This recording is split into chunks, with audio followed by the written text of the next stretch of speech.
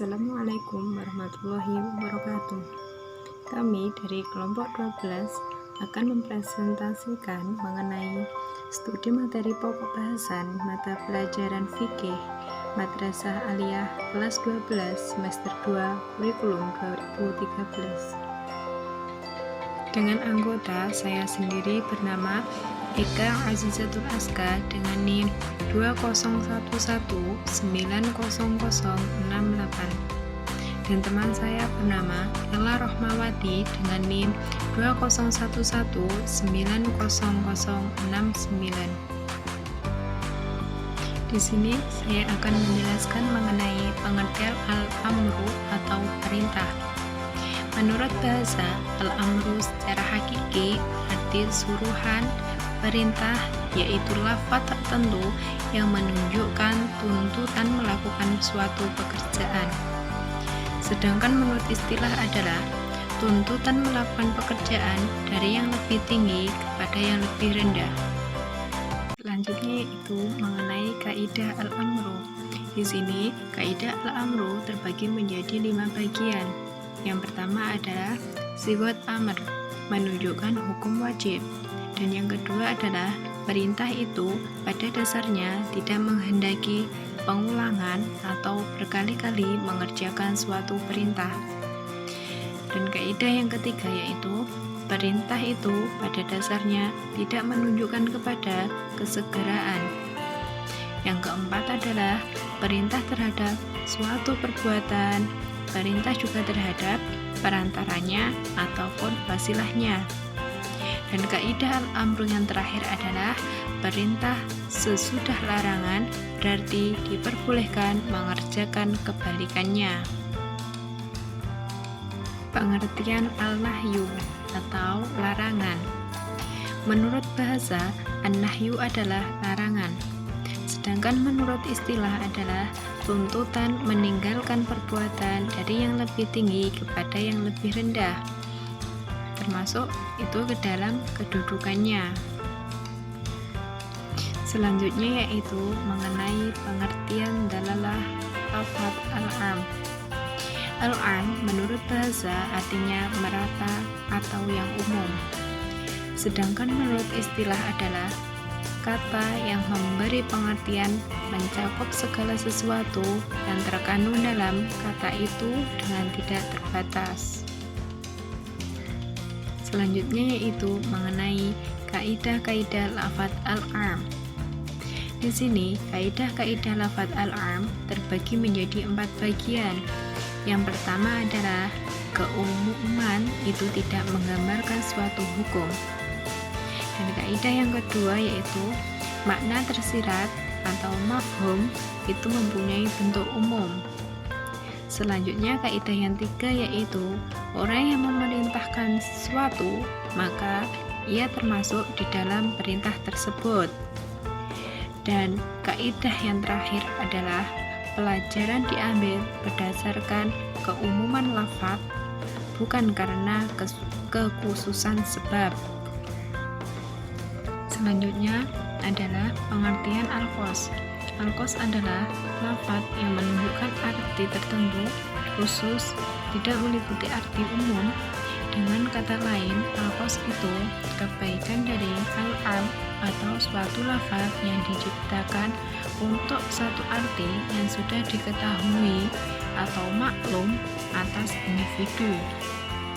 Sedangkan al-qos menurut istilah adalah lafaz yang diciptakan untuk menunjukkan pada perseorangan tertentu. Baik, selanjutnya di sini saya akan menjelaskan bentuk-bentuk lafal khas. Yang pertama, lafal khas berbentuk mutlak, yaitu lafal khas yang tidak ditentukan dengan sesuatu. Yang kedua, lafal khas berbentuk khas muqayyad, yaitu lafal khas yang ditentukan dengan sesuatu. Yang ketiga, lafal khas berbentuk amr atau lafal yang berbentuk perintah. Yang keempat, lafal khas yang berbentuk nahi atau larangan. Selanjutnya, pengertian taksis. Taksis menurut bahasa artinya mengkhususkan atau yang umum. Menurut istilah, taksis adalah membedakan sebagian dari sekumpulan, atau dengan kata lain, membedakan hukum sebagian dari satuan-satuan yang dicakup oleh lafadz am dengan menggunakan muhasis. Jika yang dibedakan atau dikecualikan dari hukum itu bukan sebagian dari keseluruhan, maka tidak disebut taksis tetapi disebut nasah atau pengganti hukum. Selanjutnya, macam-macam taksis. Yang pertama, mukhasis muttasil. Yang kedua, mukhasis munfasil. Mukhasis muttasil merupakan mukhasis yang tidak berdiri sendiri, tetapi disebutkan bersamaan dengan lafadz am. Yang termasuk dalam kategori ini ialah istina, syarat, pembatasan dengan sifat, goyah, dan badal min kul atau pengganti dari sebagian dari keseluruhan. Yang kedua, mukhasis munfasil merupakan mukhasis yang bisa berdiri sendiri, tidak dituturkan bersamaan dengan lafaz am. Contoh muhasis dalam ayat tolak, ayat perintah membunuh orang musyrik yang ditaksis dengan ayat kafir, mu'ahad dan sebagainya. Selanjutnya, pengertian mujmal.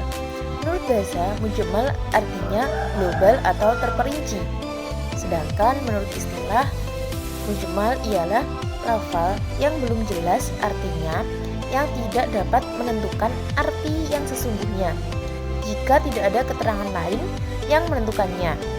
Sementara menurut ulama usul fikih mendefinisikan bahwa mujmal ialah lafal yang maknanya mengandung beberapa keadaan dan beberapa hukum lafal yang samar. Jadi dapat disimpulkan bahwa mujmal adalah suatu lafal yang belum jelas, yang tidak dapat menunjukkan arti yang sebenarnya apabila tidak ada keterangan lain yang menjelaskannya. Selanjutnya, pengertian mubayyan. Menurut bahasa, mubayyan artinya penjelasan, yang menjelaskan atau yang merinci. Sedangkan menurut istilah, mubayyan ialah mengeluarkan sesuatu dari tempat yang sulit ke tempat yang jelas. Jadi, mubayyan ialah suatu lafal yang jelas maksudnya, tanpa memerlukan penjelasan, tanpa mengeluarkan sesuatu bentuk yang muskil atau kabur kepada bentuk yang terang dan tanpa memerlukan penjelasan dari yang lainnya. Selanjutnya, macam-macam mubayyan. Yang pertama, bayan dengan perkataan.